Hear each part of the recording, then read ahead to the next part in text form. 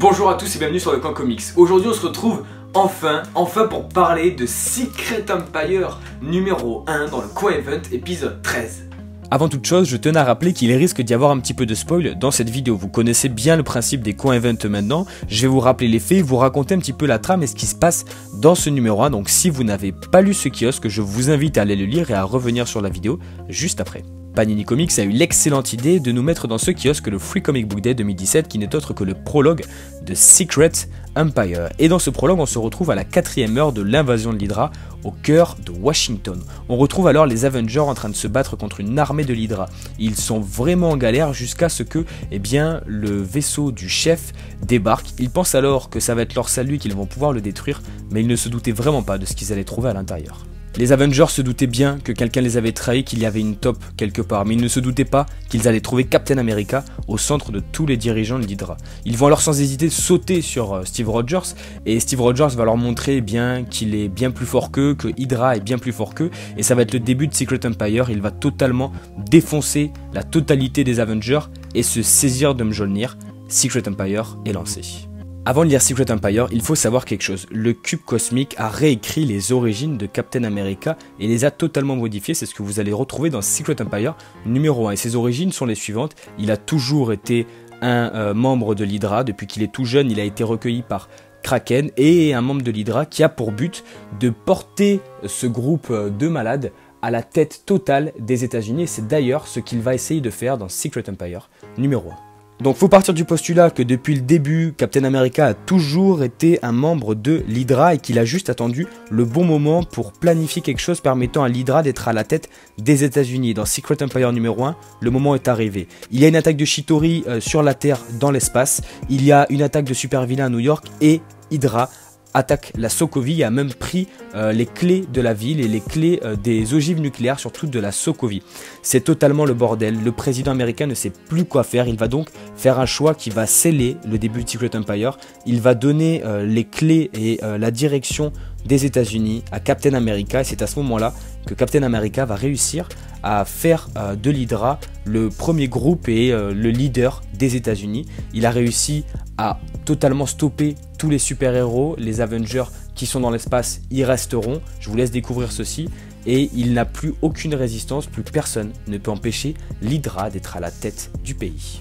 Et c'est une véritable dictature qui va être mise en place par l'Hydra et par la personne qui est à la tête de cette autocratie qui n'est autre que Steve Rogers ou Captain America. Il y a un contrôle des masses, une propagande, du bourrage de crâne et de la résistance ainsi que de la répression. Je vous laisse découvrir comment tout cela va s'organiser, mais c'est le point clairement le plus intéressant de ce récit. Secret Empire numéro 1 va lancer cet event, a lancé cet event et nous promet une suite de malade mental. Pour ce qui est des artistes, Nick Spencer au scénario est vraiment excellent. Je vais en parler très peu dans la section auteur et je vais plus développer dans la partie avis parce qu'il y a plein de choses à dire. Mais on a un event qui est très bien ficelé et qui est beaucoup mieux ficelé que les events précédents. On y revient dans quelques instants. Et pour ce qui est des dessinateurs, on a Andrea Sorrentino et surtout bien évidemment Steve McNiven parmi tant d'autres. Et Andrea Sorrentino est, vous le savez, un des artistes que j'affectionne le plus aujourd'hui dans l'univers des comics. C'est lui qui réalise le numéro 0 de Secret Empire. Et je voulais revenir sur un petit détail de sa manière de dessiner qu'il a toujours eu, qu'il a eu sur Arrow, qu'il avait eu sur Logan, qui est totalement extraordinaire. C'est ce découpage des cases et je pense notamment à une planche, la planche où Captain America arrive, sort de son vaisseau et saisit Mjolnir, un découpage en carré où il y a à peu près 9-12 carrés sur la page et c'est vraiment excellent. Andrea Sorrentino a l'habitude de ces découpages un petit peu particuliers mais ça rajoute tellement d'intensité au récit et j'adore son trait tout simplement. Il dessine super bien et puis bien sûr Steve McNiven et les autres artistes, Daniel Acuna, sont des artistes de talent. Généralement Marvel sort quand même des très grands dessinateurs pour ces events et là les artistes sont au rendez-vous pour ce Secret Empire. Cette fois-ci c'est différent. Je vous avais dit au début de Civil War 2 et au début d'Inhuman vs X-Men qu'il me tardait de lire la suite et au final ça s'est un petit peu fini en pétard mouillé mais cette fois-ci il y a quelque chose en plus. Cette fois-ci Nick Spencer instaure quelque chose de différent qui fait qu'il y a une pression constante lors de la lecture du comics qui nous dit cette fois-ci ça ne se terminera pas bien, il n'y aura pas de bonne issue et ça va forcément partir en cacahuète. Et je pense que c'est le cas, du moins j'espère. On a un numéro 1, ce Secret Empire numéro 1 qui est une pure réussite. Les deux premiers chapitres sont totalement excellents. Il y a un point que j'ai particulièrement apprécié. Il va y avoir un tout petit peu de spoil, donc si jamais vous ne l'avez pas encore lu, à la limite mettez sur pause, allez lire et revenez. Et bien c'est cet aspect Seconde Guerre mondiale qui est présent dans Secret Empire. Je m'explique, vous avez l'Hydra qui représente en fait le parti nazi avec Steve Rogers à la tête, donc de cette autocratie. Steve Rogers en tant que capitaine de l'Hydra. Vous avez de la propagande, du bourrage de crâne, et je pense notamment à un passage où on suit un petit étudiant qu'on ne connaît pas en fait, un personnage lambda, où il y a la maîtresse qui pose une question à tout le monde. Elle leur dit qui est-ce qui a créé le sérum du super soldat. Il donne la bonne réponse. Elle dit non, c'est faux, c'est ce qu'ils ont voulu te faire croire pendant toutes ces années, mais c'est Arnim Zola. Et du coup on a ce bourrage de crâne, cette propagande qui est très présente. On a l'oppression d'un peuple, l'oppression des inhumains, et ça je vous laisse également le découvrir, et on a la résistance. Donc on a vraiment tous les aspects qu'on a eu durant la Seconde Guerre mondiale qui sont présents avec plein de stratagèmes mis en place par l'Hydra pour le contrôle de masse, et c'est quelque chose qui rajoute une ampleur à ce récit, quelque chose d'extraordinaire. Moi je suis complètement fan et j'aime beaucoup le délire, et pour l'instant c'est vraiment une réussite, un énorme coup de cœur. On a également une partie que j'aime beaucoup, c'est ce désespoir présent chez les super-héros. Comme il est dit dans le prologue, les super-héros avaient l'habitude de sortir de situations inextricables, des situations de malade mental. Ils avaient l'habitude, même si ça se passait vraiment mal à la fin, de finir vainqueur. Et cette fois-ci on sent en tant que lecteur qu'il va y avoir une différence, on sent que ça va pas être la même chose, et du coup il y a une énorme pression autour de ce récit.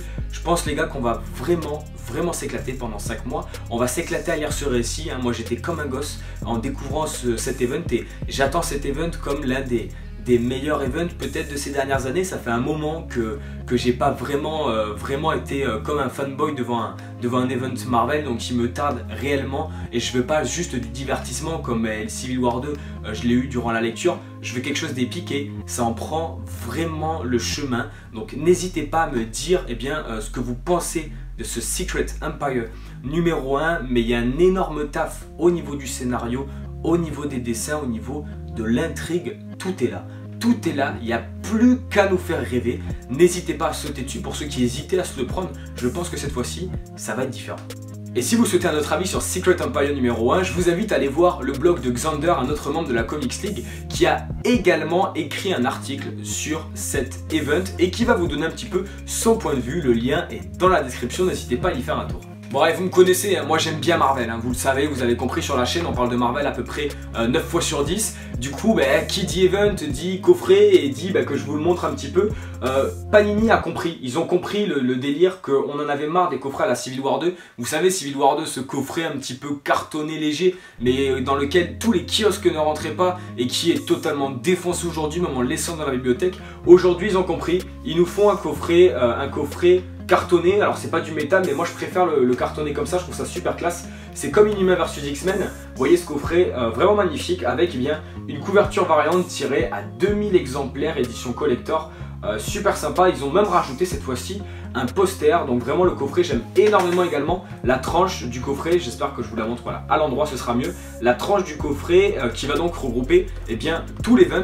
Et il y a autre chose que Panini a enfin compris, ils ont compris que on en avait marre d'acheter des kiosques, et du moins il y a beaucoup de personnes qui se sont plaints d'acheter des kiosques comme Inhumains vs X-Men où il y avait 2 issues et les payer 4,50 €. Donc ils ont un petit peu augmenté le prix, sauf qu'à l'intérieur vous avez 3 autres séries, des tie-in. Donc aujourd'hui vous avez un vrai kiosque en fait, un vrai kiosque avec Secret Empire et les tie-in à l'intérieur. Ça évite de sortir des extras, des hors-séries, des extra hors-séries. On avait même eu, je me souviens, Original Sin, et tout est là dedans. On n'a pas besoin de plus. Il y aura des tie-in bien sûr dans les kiosques en cours tels que X-Men, Résurrection, Deadpool, mais bon ça c'est à voir. Je vous donnerai peut-être mon avis sur les réseaux sociaux.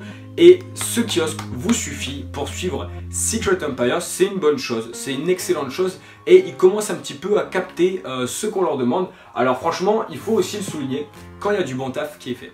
En tout cas, j'espère que cette vidéo vous aura plu. N'hésitez pas à laisser un like pour faire avancer la chaîne. Dites-moi dans les commentaires ce que vous avez pensé de la vidéo et également de Secret Empire numéro 1. Juste un petit truc, si vous spoilez vraiment l'event à fond, mettez une banderole spoil, que les gens soient prévenus, parce que j'ai pas trop envie qu'on spoile tout, j'explique déjà pas mal de choses, donc on va éviter de spoiler les 3/4 des trucs qui se passent à l'intérieur de ces 2 issues, à savoir qu'en fait je vous ai dit 1/100 à peu près des trucs cool qui se passent à l'intérieur de ce comics, mais je serais super content d'en parler avec vous. Pour vous abonner c'est ici, pour regarder la dernière vidéo c'est ici, Twitter, Instagram c'est dans la description, portez-vous bien, on se retrouve très vite pour de nouvelles vidéos, ciao tout le monde.